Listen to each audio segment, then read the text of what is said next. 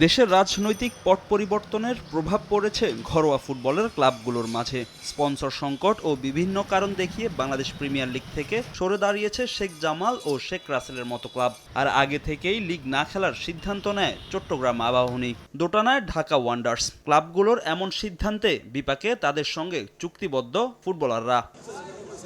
নিজেদের এমন সংকটপূর্ণ মুহূর্তে ৭ দফা দাবি নিয়ে বাফুফেতে মানববন্ধন করেছে প্রিমিয়ার লিগ খেলা বিভিন্ন ক্লাবের ফুটবলাররা। পরে বাফুফে সাধারণ সম্পাদকের কাছে নিজেদের দাবিনামা পেশ করেন তারা, যার মধ্যে অন্যতম এই মৌসুমে বিদেশি ফুটবলার না রাখা ও দল বদলের সময়সীমা বাড়ানো। প্রথম দাবি হচ্ছে যে অনতিবিলম্বে দল বদল পেছানো নিশ্চিত করতে হবে এবং বাংলাদেশ প্রিমিয়ার লিগের প্রত্যেকটি দলের অংশগ্রহণ নিশ্চিত করতে হবে। এই বছর আমরা বিদেশি ছাড়া লিগ খেলতে চাই, বিদেশি প্লেয়ার অ্যালাউ না করার জন্য। তাড়াতাড়ি আমাদের এগুলি বাস্তবায়ন করার জন্য আমাদের বাংলাদেশ ফুটবল ফেডারেশনের কাছে আমাদের দাবি।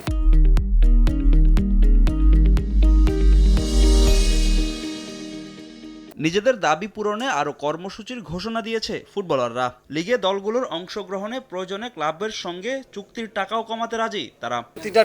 চারটা টিম যদি পার্টিসিপেট করে তাহলে আমার মনে হয় যে 20টা 100টা বা 100 বা 120টা প্লেয়ার ক্ষতিগ্রস্ত হবে না, নয় কিন্তু এই 120টা প্লেয়ার কে দায় নিবে? যদি পারিশ্রমিকও যদি আমাদের স্যাক্রিফাইস করতে হয় সেটাও আমরাও করব।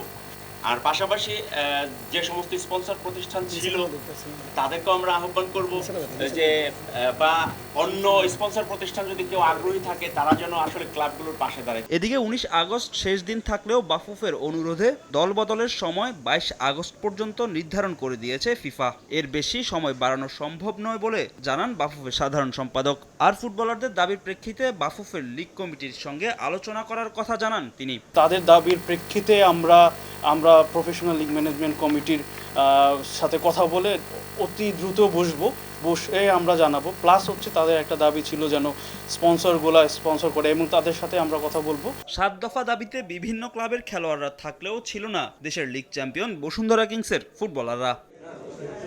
ফাহিম ইসলাম, সময় সংবাদ, ঢাকা।